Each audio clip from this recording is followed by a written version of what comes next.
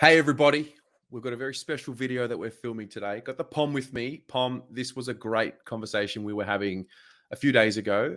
We saw Harry McKay do the press conference. That's really where it all began on the official day one of preseason for 2022.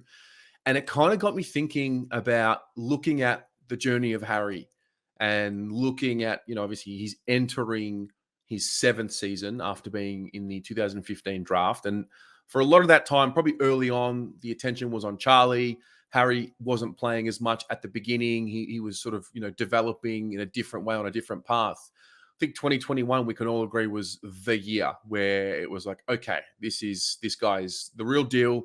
He's really coming into his own. So I thought it'd be a good idea to have a look at Harry's sixth season that we've just watched and then compare that to some of the greats of the game in the modern era and compare their sixth season or thereabouts. And then we can start to understand a little bit about how good Harry is and maybe how good Harry can be. So I'll let you take it off. Let's have a look at his 2021. Yes, I mean, we saw this year he was arguably the most dominant forward, won the Coleman, first for goals per game, first for marks inside 50, first for contested marks per game. Like, the guy is a marking beast, which is half the battle. And his numbers are pretty phenomenal, aren't they? 3 goals a game, 6 marks, 3.6 marks inside 50, and a very good goal set shot ratio, 57%, which is incredibly high. It's right where you'd expect the top level key forwards to go. But there was always a feeling, I thought, this year that you could get more out of him. It wasn't one of them seasons, I thought, where you watch it and you think, okay, cool, this is unbeatable. I actually feel like Harry, if he's honest with himself, feels like he's probably left a few shots out there that he could have, that them numbers could have even been bigger than they were already. I think so too. I think, just to clear up for everyone at home, this success rate, this is, so every shot he took in 2021, this is the success rate of him kicking a goal. Yeah, so he had Right. a 57% goal at kicking accuracy. I mean, That's not that's terrible, right is on the it? money. That's Yeah. right on the money. That's like, if when we go and look at the other greats of the game, that they are all around that mark. It sounds low, but it's fairly it's right on the ballpark of where they all are. All right. Well, let's have a look. We've got Josh Kennedy, Jack Revolt, Tom Hawkins, and Buddy. So we'll start with Josh Kennedy. This is where he was at in his sixth season, right?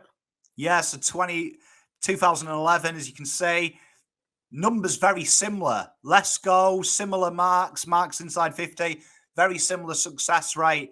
And you've got to think as well that these guys that we're going to go through are guys that, particularly this guy, a lot of people criticize Carlton for getting rid of and saying that this could have maybe been, if they kept him, the answer to all the prayers.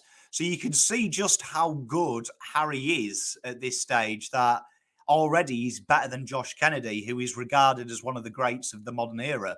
Really consistent too. I mean, this is Jack Revolt. This is right where Harry was. So Harry averaged 3 goals a game in 21, and Jack Revolt averaged 3 goals a game in 2011. Again, these are very similar numbers.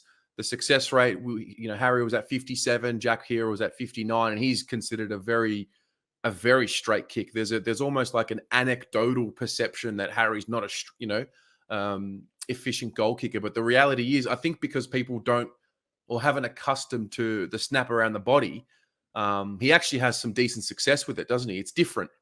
Yeah, well, Rewo is a great example of Harry, really, because he Mm, plays in 2011. He was playing for a team like Carlton that mm. were trying to get into finals. They were in all sorts of turmoil on and off the field, but he was their focal point, the man they relied on.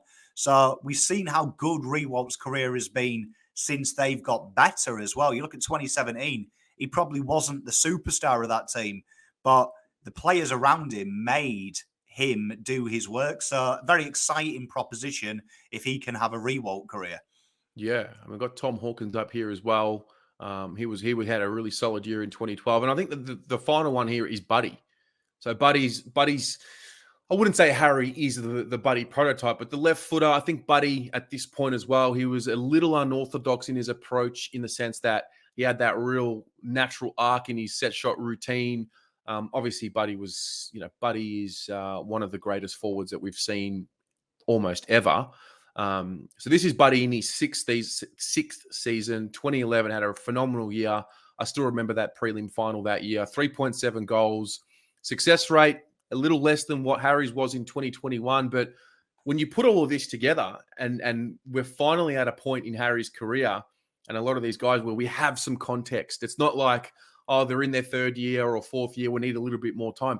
This is kind of, with the data we now have, 6 full seasons, we can now start to think about, okay, where does Harry sit, and what are we going to get from Harry in the next 3 to 4 years, or even in the next 6 years?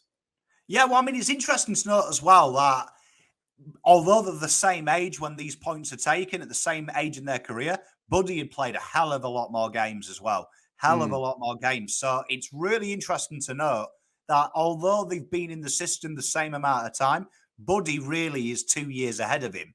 And Right. if you look at these numbers here, Harry's stack up. They're not too much. And when we go on to the next slides, we can see the areas of improvement for Harry could quite easily make him suddenly get these numbers.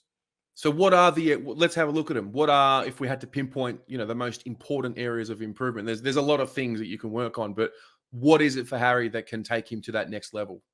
Well, I think when you look at Buddy, one of the understated things about Buddy is he's always had a criticism from inside 30 metres. And I think that's where Harry's comes from as well. If you look at his average 30 metres and low, it is considered below average.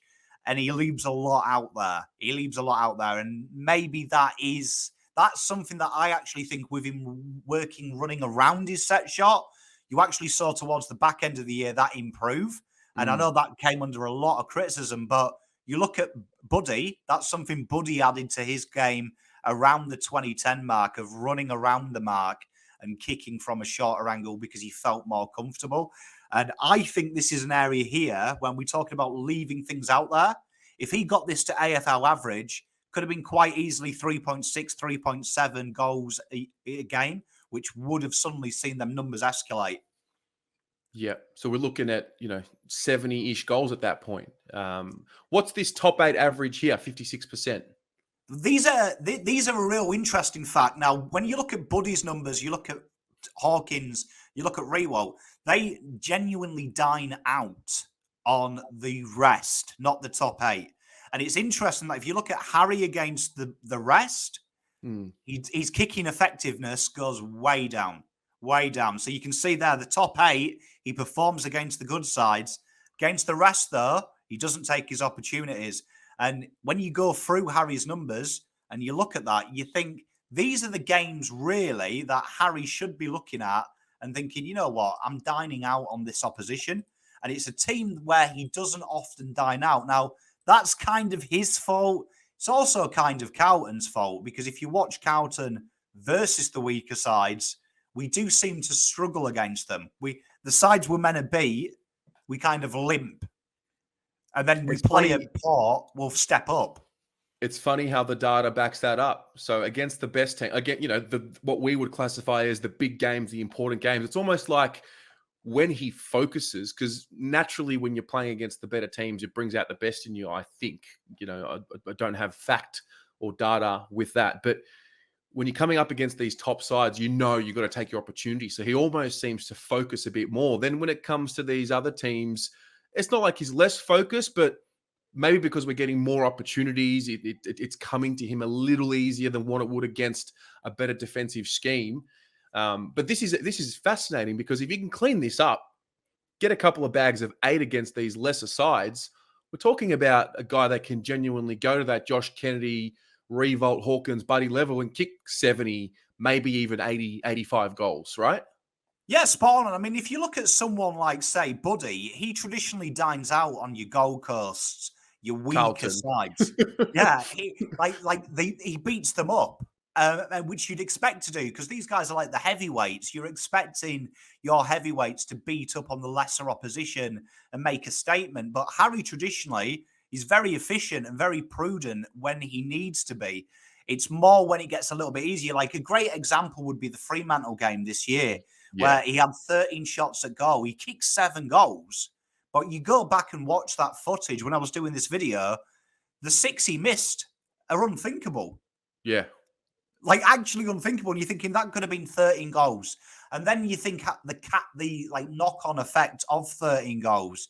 The confidence is flying because the week after he had 5 shots against Gold Coast and only scored 2. Like if he'd got 12 out of 13, he's feeling 10 foot tall. He's feeling confident. The players behind him are feeling confident. It's them little knock-on effects. So that's probably the area that I'd say with Harry. He wants to bully these weaker teams. I think it comes down to a mentality. I think I hope 2021 is the year where it's clicked in terms of, in his mind, he starts saying, hang on a minute, I'm literally the best forward in the competition. And until he starts thinking like that, and I would hope that he thinks that now. He's the Coleman medalist and he hasn't really hit his ceiling yet. So that's interesting for me. When I look at him outside looking in, I think it's just more of a focus thing. If he can, when he has his set shots, I think he just rushes a little bit at times. I love that he says, and he knows who he is. He knows how he kicks the ball. He knows that the kick around the body, that's Harry McKay. That's where he feels comfortable. I love that he's owned that. And I love where he says things like, this is what I do. And, that's just all outside noise, those criticizing it. So I think if you can get a little bit more comfortable there, a bit more focus, we're looking at a massive 22. And then on that note, let's have a look at, based on what you've crunched with the numbers, what a potential 2022 looks like.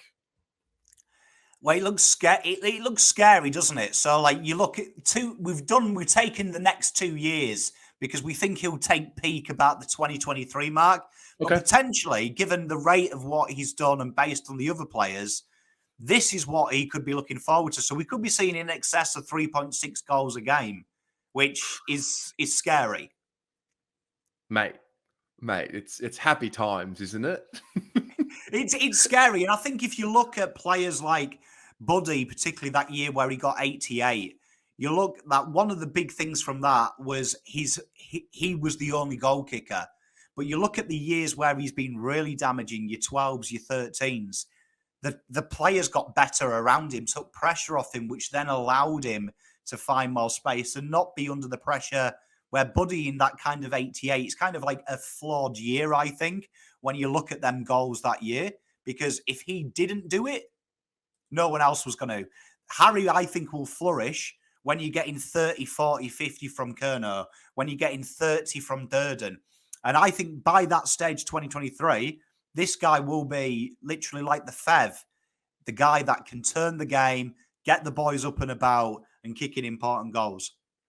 The one thing I've always noticed about Harry, even in his early days of his career, he always had this ability to kick one, or he would always kick 2. He might not have a great game, but he'd always find a way to kick his 2 a game. So I think as that, what do we call it? The floor rises, his ceiling rises as well. If we're going to get to a point, which we are right now, where he's averaging 3 a game, and we I think the consensus amongst all of us fans is that there is a bit more room for growth. But if we're talking about 3.5 as a ceiling, as a starting point, there are going to be some games where he literally rips teams apart. And I think the one thing about him, I mean, obviously Buddy out of this list, I would argue is the best. The one thing that Harry has on Buddy at this point is he's a better marker than Buddy was at that point. Now, obviously Buddy was better, mobility wise and on the ground, and Buddy's, a champion, but touch wood, good health, all of that, all of those factors go into it. I don't want to get too carried away, but I probably will. We're talking about, could he kick 100? Is that out of the question? You see, it wouldn't shock me. I mean, you look at Brisbane this year, 9 shots, 6 goals against the great sides with big forward, with big defenders. He's proven that he's almost unmatchable. So Harris Andrews usually eats forwards for breakfast. Melbourne, 4 shots, 3 goals. He's done it against the best key defenders. So if you can do it against the best key defenders, and he's working with Wheatering, which I think gives him a huge advantage because Wheatering is the best in the league. So every day at training, he's beating the best, which makes Wheatering better because he's never going to face Harry. Everyone's always weaker to Harry. I think that has the breeding ground of 100. He can do it. There's nothing that says to me he can't. Can you imagine us running onto the MCG when Harry kicks his 100th, and then like the AFL or the Victorian government or the police trying to tell us that like we're not allowed to? Try and stop us, mate. I can see it, it might be set up this year, because we do play our favourite team round 23, don't we? Collingwood. Can Amazing. you imagine Amazing. Collingwood? He needs The 5 scenes. for Swoop 100. Luke on my shoulders as I run to the middle of the MCG.